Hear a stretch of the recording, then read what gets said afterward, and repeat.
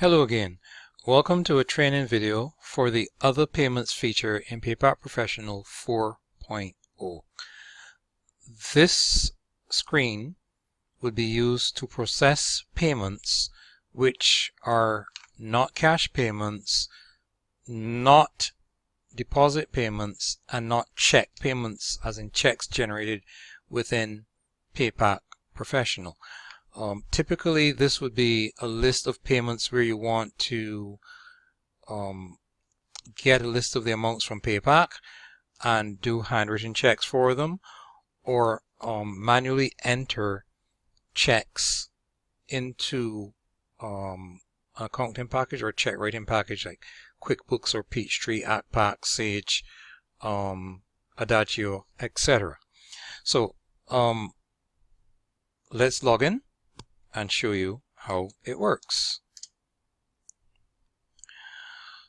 The Other Payments screen is part of it's under the Transactions menu, and it's one of the 4 options within PayPak for payments, which is cash payments, check payments, deposit payments, and as I said, other payments. So we open the screen. It's a very similar screen to the others, but it's probably the most simplified of the 3, because the bulk of there's not much detail in it. The bulk of the information is going to be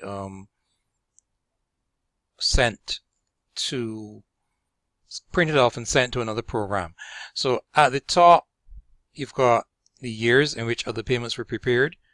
There was one in 2019 with 6 entries, and in 2020 there were 12 payments, and this one has 8 entries, this one has 9 entries. As you highlight the payment, the entries within the payment are displayed below. If I click the buttons at the bottom here, these navigational buttons navigate through the payments grid. So first highlights the first one, next takes you down through the list, previous takes you back up, and last will take you to the last one. As I said, it's a very straightforward screen. You've got for the entries, the entry type, net pay or deduction, the payee, which would be for the net pay, it's usually an employee name, and for deduction, it's usually the name of the authority or the institution to whom the deductions were collected and remitted.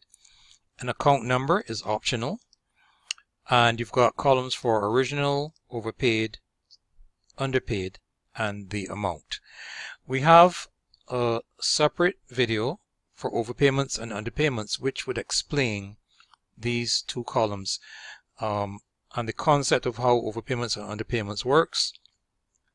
Those overpayments and underpayments blend into cash payments, check payments, deposit payments, and other payments. So I highly recommend that you take a look at that video as well. Once you've selected the payment that you want, you can print it. I'll just click on print here. Let's preview this one. And basically this is what the report looks like. A very simple grid. This can be used, as I said, for posting entries to your another check writing package, or to write checks in a handwritten checkbook, conventional checkbook. There's a settings button, which basically on this screen the only setting you have is this divider to select where you wish it to be placed, up or down. So I can hit settings there for that. Nothing fancy, or not the amount of details that you have in the deposit payment screen or the check payment screen. To add a new payment is very similar to the other screens. You click on the add button. There's a list of the selection options. You can choose by batch ID, batch date, or earning date. Most people will go with the batch ID or the batch date. If you choose batch ID, PayPak selects the last posted batch, because 9 times out of 10 that's the batch that you're about to process, the one that you would have just done or just posted. I prefer to use the batch date.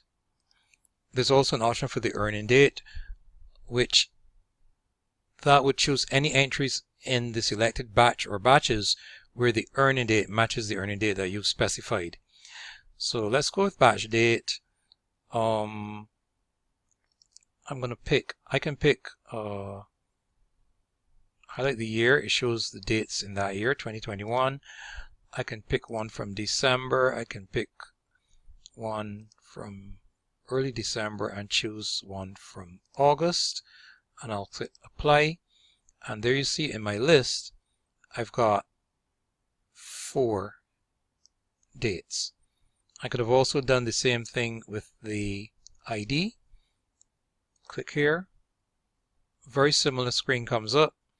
Entries for 2021, the last posted batch of April, and in 2020 I can pick the ones that I need. Now I prefer the date, so let's go back and use the dates again. And I have 2 reasons for doing that, because that's the option I prefer, and also because I want to show you the separation, how the separation option works. So we click here. We're choosing some from April 2021. I want 2 from December 2020, and let's choose one from, say, September 2020, 1 or 2, and apply that. Now there may or may not be other payment entries within these batches. That's other payment entries, meaning net pay entries where the payment method is other, or deduction entries where the payment method is other. So let's we'll display them in a moment. We're not finished at the top here. There's an option for entries which is all, unpaid, or paid. All, if I display here, let's have a look, see what comes up. Good, we've got a few. We've got some net pay entries, and we've got some deduction entries spanning the periods that I selected. I'm not going to select all of these when I do the final payment. This is just for demonstration purposes to show you, give you a few pointers about the dates and the separation. Now I have up here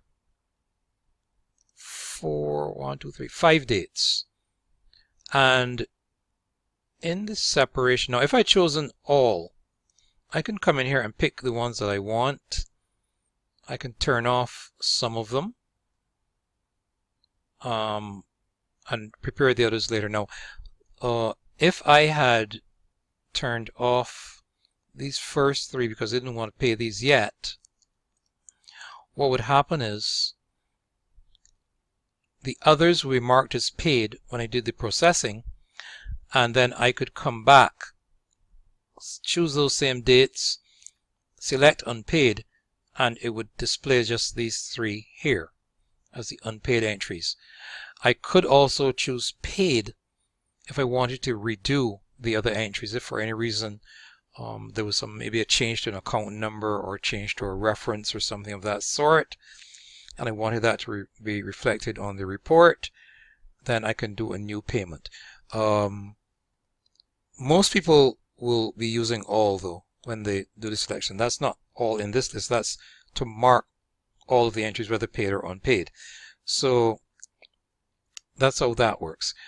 The apply overpayments and apply underpayments, again, you can refer to the video on overpayments and underpayments to understand how that works and the concepts behind it. The date, this is the date I want the payment to be for. I'll default it to today's date. I'll leave that there. I could change it if I wanted to by just double clicking and bringing up the calendar. I can optionally type in a reference. Some people like to put references and others don't. Most of the time I don't add a reference unless it's something out of the ordinary, like maybe a bonus batch or a severance pay batch or a vacation pay batch. But that's a personal choice. Some people prefer to always have a reference. Some never bother with it. Now, the separation, which is why I have the dates there, has 4 options. None means there will be no separation at all. It will prepare the payments in the normal manner. Separate years means that the software will generate a payment to each payee in separate years. So when I look at the dates here, some of my dates are 2020, these ones here, and one of the dates is 2021. And what that means is anyone getting a payment, let's look at the Big D Pizza entries here. They start here and they end here.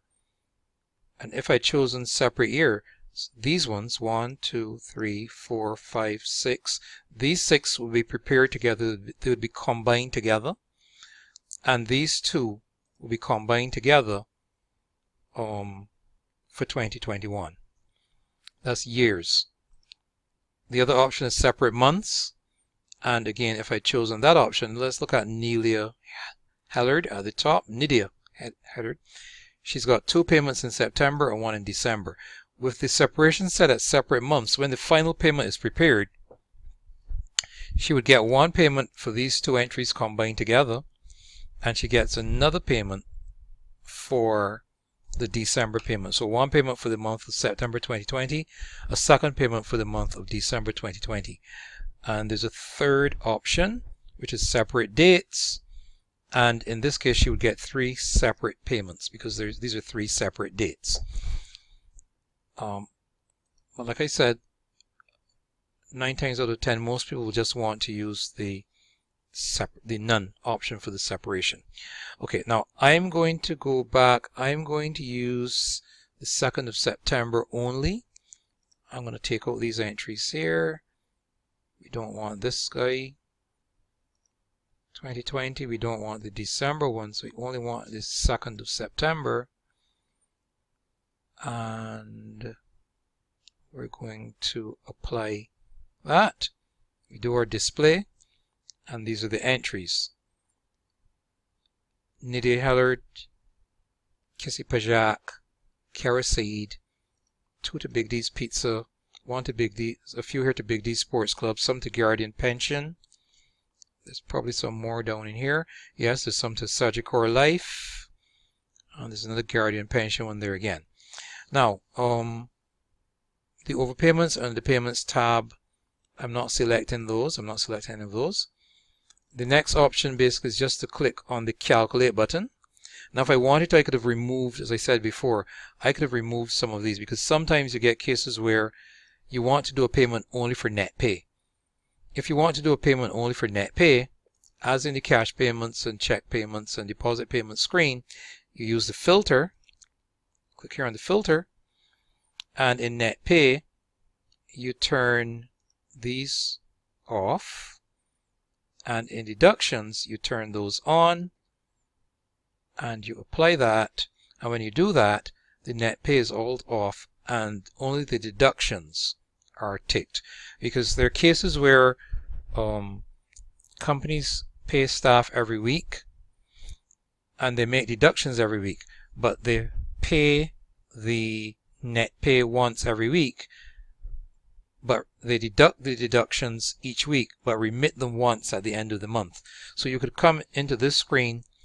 If this was September, for example, you could choose when each week you'd select the particular batch for that week.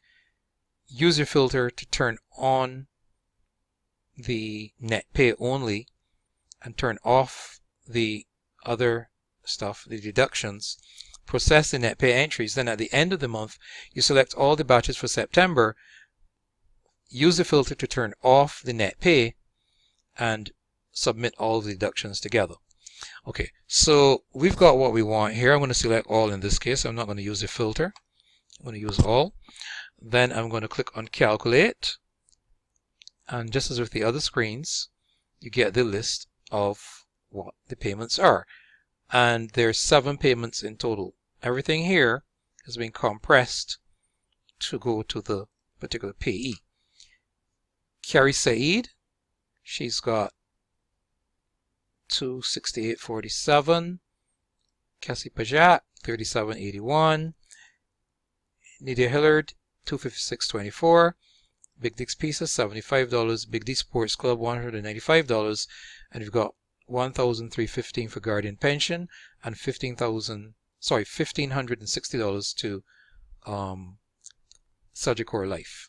So these might be checks that you're going to write, or these might be direct payments which you're going to key into your online banking system. All right, the last step, final step, is to click the prepare button. You're about to create a new payment. I say yes, and we're done. So if we now exit, you'll now see that there are 3 years in which there's information. The last payment that was done always appears at the top of the grid, and these are the details here. This can now be printed. Just like before, you print it and you can preview it. And that's the end of that. So, very short, very quick, and very useful for those people who need to know how to use it. Thank you very much for watching, and look out for our next demo video. Goodbye.